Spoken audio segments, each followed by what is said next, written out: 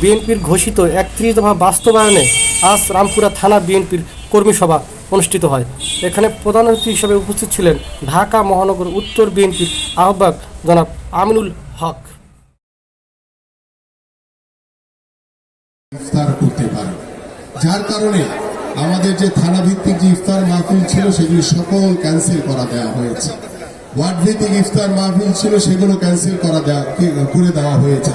এবং আমাদের কেন্দ্রীয়ভাবে আমাদের শুধু রাজনৈতিক দলগুলোর সাথে যে ইফতার মাহফিল রয়েছে সেটিকে রাখা হয়েছে, আর শুধু ডিপ্লোম্যাটদের সাথে ফরেন অ্যাফেয়ার্সে যারা রয়েছে তাদের সাথে শুধু একটি ইফতার, আর বাকি সকল ইফতার মাহফিল ক্যান্সেল করে দেওয়া হয়েছে।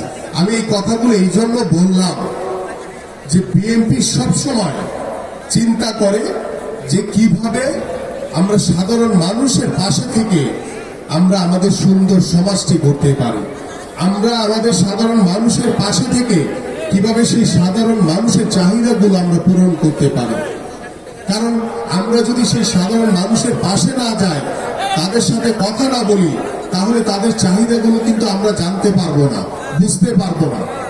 এই জন্য আমি আপনাদের সকলের উদ্দেশ্যে বলছি, এখানে যারা আপনারা বসে আছেন, আপনারা ম্যাক্সিমামই আমাদের নেতা কর্মীরা এখানে বসে আছে, সাধারণ মানুষ এখানে বসে আছে। আপনাদের সকলের দায়িত্ব রয়েছে যে সেই সাধারণ মানুষ, আপনার প্রতিবেশী, আপনার পরিবার, তাদের সাথে বসে আলোচনা করে কিভাবে আমরা বাংলাদেশটিকে সুন্দরভাবে গড়তে পারি। কারণ এই দেশ তো আমাদের। যারা ষড়যন্ত্রকারী, যারা ষড়যন্ত্রের দোষর, যারা স্বৈরাচার, তারা কখনোই বাংলাদেশের ভালো চায় নাই, তারা কখনোই বাংলাদেশের মানুষের কল্যাণ হোক সেটা চায় নাই, তারা কখনোই বাংলাদেশের মানুষের কল্যাণ বা উন্নয়ন হোক সেটা চায় না।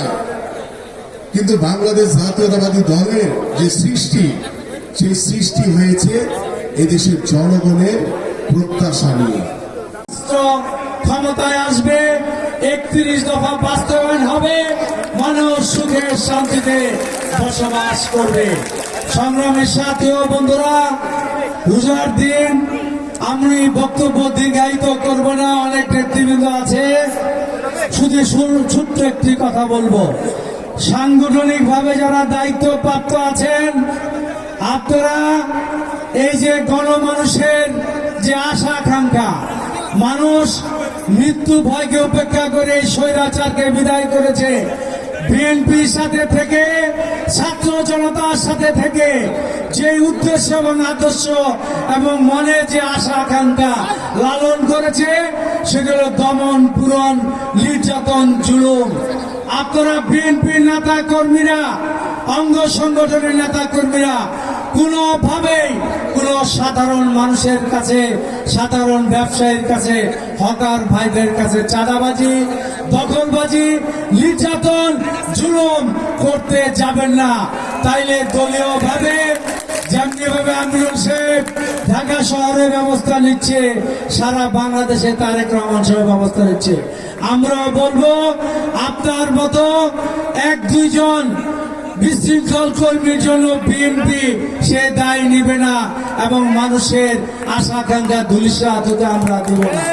তারা বিএনপি একনিষ্ঠ কর্মী ভাইরা আমার, আমাদের অনেক ত্যাগ, আপনারা জানেন, আমাদের মাত্র দেড়টা